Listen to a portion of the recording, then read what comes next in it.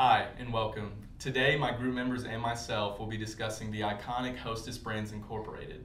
We hope to give you an idea of exactly just how things were run at Hostess. First, I'll explain the early history of Hostess. Second, Mac. We'll go over their many products. Third, Emery Ann.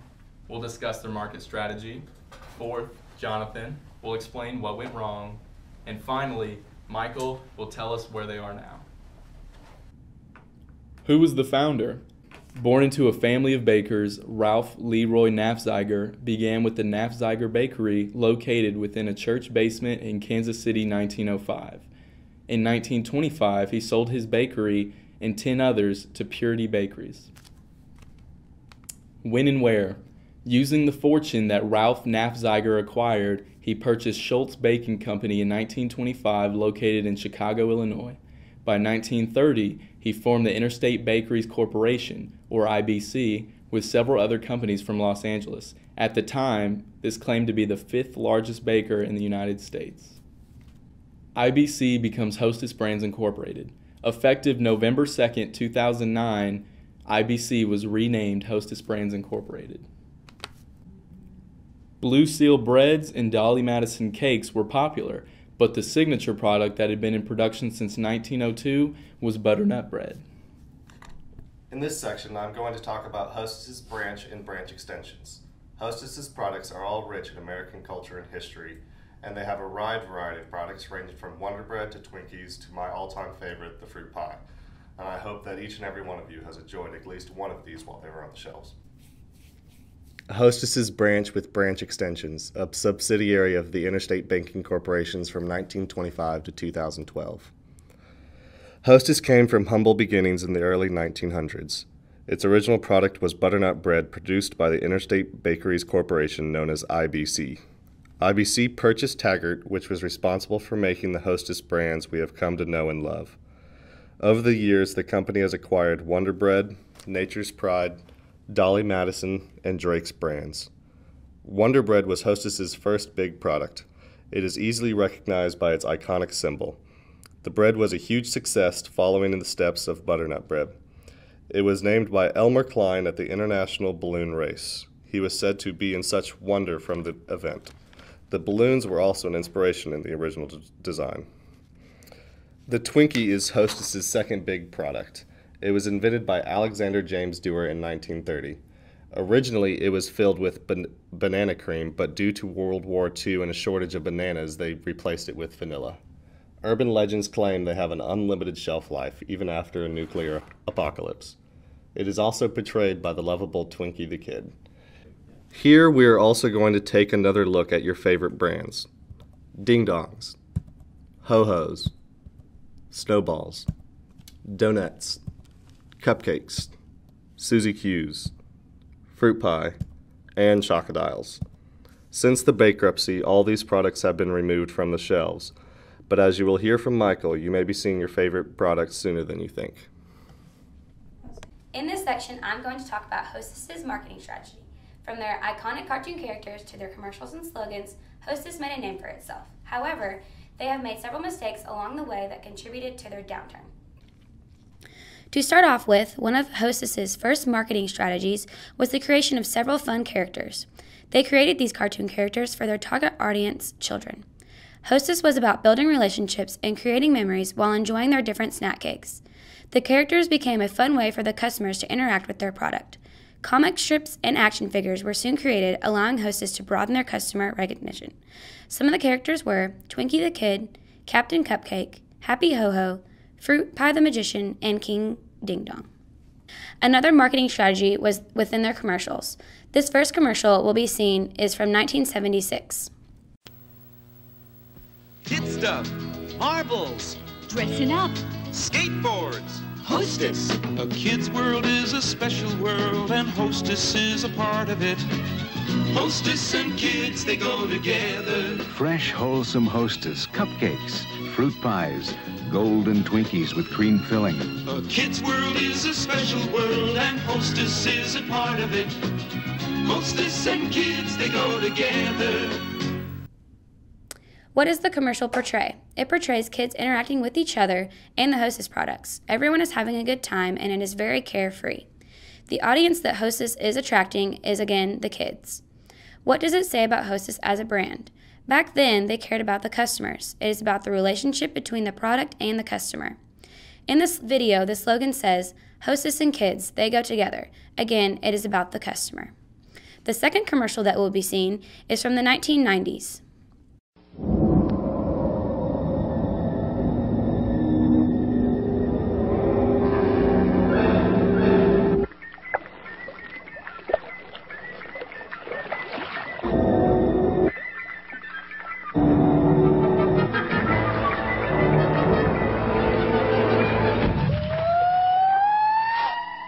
Hey, where's the cream filling?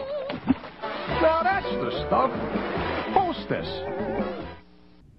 What is this commercial about? It is about a shark that sees a floating raft resembling a Hostess cupcake.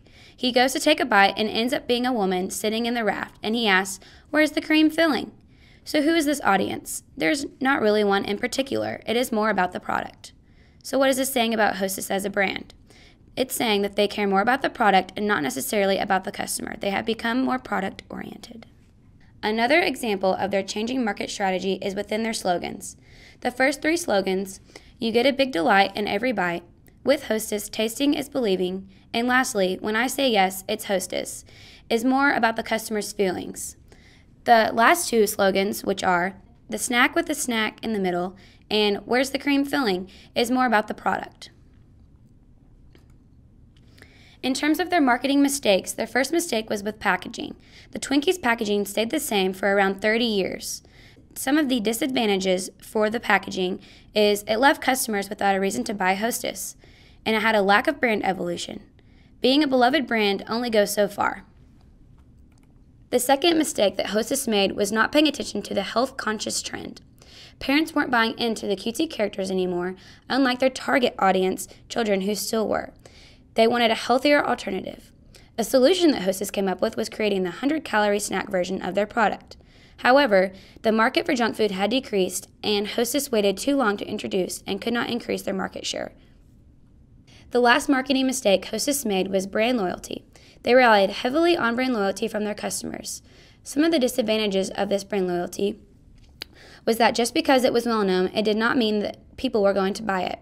In terms of advertising, Hostess had not had a commercial since the early 2000s. And lastly, packaging remained the same, which led to no innovation, which failed to bring customers to buy it. As we've shown so far, Hostess is an iconic American brand. They have an extensive and recognizable product line with significant cultural meaning. However, if you've seen Hostess in the news of late, you're going to see that they're selling off their once successful assets and filing for bankruptcy. In this next section, I'm going to talk about the market factors as well as the company decisions that led to this dramatic downturn. As seen in this graph, sales have consistently been falling since the early 2000s. By late 2011, sales were down 11% from 2008 and an astonishing 28% from 2004. Hostess lost $341 million in 2011. What was it that was driving this decrease in revenue and profit? There were several factors that led to Hostess's struggles. For one, the external environment hit virtually all consumer brands hard during the Great Recession in 2009 and 2010, and Hostess was no exception. Unfortunately, the prices on commodities, corn, sugar, and flour, all went up during the recession as well, which is actually the opposite of what is expected to happen during a downturn. This severely hurt their profit margins on their products. When first established, Hostess had very few national competitors. Even today, they are recognized as one of the biggest, if not the biggest, bakeries in the country. However, Bimbo, who bought Sara Lee, and Flowers Foods, owners of Nature's Own and Tasty Cake, have managed to thrive in the market and take a significant share from Hostess. Hostess has remained very loyal to its product line. However, nutritional value has become an increasing factor in consumer preference, and this has damaged the industry that Hostess dominated for decades. Related to consumer tastes, Hostess essentially refused to update their product line. They focused much of their spending on improving operations when they started losing their profits. This led to them being forced to sell the same products to consumers that were less interested than ever, all while profit margins were continuing to decline. All these obstacles facing Hostess may make it seem like they were up against insurmountable odds. However, there are companies out there that could have been models of success for Hostess. Two companies that are also noted as being primarily in the junk food industry have managed to adapt and thrive in the evolving landscape by adding new products that satisfy consumers' changing tastes, as well as meeting the market's increasing demand for products with better nutritional value. Much of Coca-Cola's current placement atop the soft drink industry can be credited to their investment in Diet Coke. In 1983, Coca-Cola was already aware that consumers were interested in healthier alternatives and introduced Diet Coke to the market. Diet Coke is now the #2 soft drink in the country, even ahead of regular Pepsi. They have continued investing in healthier products since then that have kept them at the top and currently lead the industry with 22% operating profits. General Mills invested in Yoplait in the 70s when yogurt was virtually non-existent in the market. Since then, Yoplait has become a $1.5 billion brand and continues to get extensions that further the health benefits. In 2005, they committed to improving the nutritional value of 2/3 of the product line, which has led to dramatic sales and profitability boosts. If Hostess had recognized the need for change sooner, they could have mirrored Coca-Cola and General Mills' success in inventing new products to cater to the evolving preferences of consumers. In this section, we're going to talk about where Hostess is now, and who bought the bits and pieces that we used to call Hostess, and if you can expect to see the beloved snack back on shelves. So, where is Hostess now? After Hostess declared bankruptcy, it struck the news as fast as lightning. Bidding wars erupted on eBay, and 2 boxes of Twinkies were sold as much as $250,000. Competitors recreated the famous Twinkies, trying to gain Hostess's lost customers. And Hostess even released a recipe for Twinkies, allowing people to even make their own Twinkies. So, after filing bankruptcy, the next step was to liquidate all the assets. So Hostess sold off all the bits and pieces of their company. A majority of the company sold to 2 investment firms called Apollo Global Management and the Metropolis & Company. Those assets were worth about $410 million. Wonder Bread sold to Flower Foods, which was about $360 million. So, what are they planning to do now?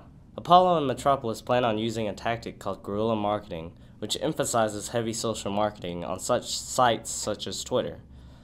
They also plan on using comedians as spokesmen, such as Zach Galifianakis. Also, they expect to put their products back on the shelves this summer. So, what did the Hostess do wrong? Hostess was a cash cow that couldn't keep up with the times. Because recent times sparked a health emphasis on foods, they didn't do enough to accommodate changes in what consumers wanted. They believed that their brand loyalty and recognition could keep their company striving for years to come. Because of all these factors, Hostess went from a snack giant to scrapping their company for whatever they can get for it. They became complacent and didn't meet the needs of consumers, which are the very heart of business itself.